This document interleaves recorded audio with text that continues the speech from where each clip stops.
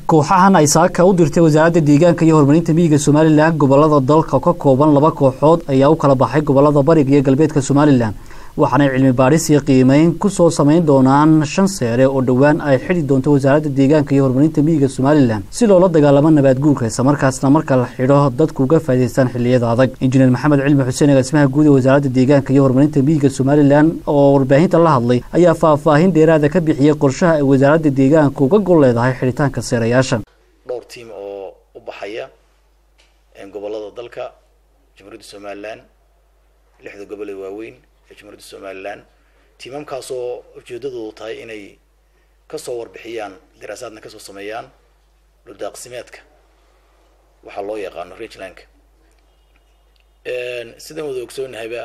xukuumadda Jamhuuriyadda Soomaaliland oo hormuud ka yahay madaxweynaha Jamhuuriyadda Soomaaliland Muuse Biixi Cabdi waxa siyaasadooda koowada inay horumariyaan deegaanada iyo dhul daaqsimeedka taayada wasaaraddu ka duuleyso ayay waxay amba bixinaysaa maanta laba team oo u kala baxaya bari iyo galbeed soona eegaya 5 seero oo si degdeg ah la doonayo in loo xidho wasaaradda deegaanka iyo xidho si aynu uga faa'iideysano una soo celino dhulkii u soo noolayno xoolaha maadaama lafdhabarta xoolo lafdhabarka dhaqaalaheena iyo xoolaha aynu dib u soo kabtaan maadaama abaaro badani sanadii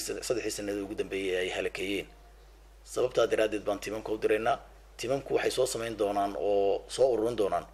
data full oo dhameystiran sidoo kale maxamed cilmi xuseen agaasimaha guud ee wasaaradda deegaanka iyo horumarinta miyiga Soomaaliland waxa uu sharaxay seerayaasha ay kooxahan xogta dhameyska tiran ka keeni doonaan iyo waxa loo doortay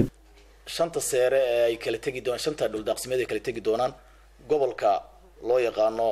Togdheer waxay tagi doonaan Bancawl gobolka loo yaqaano Saaxil waxay tagi doonaan Booq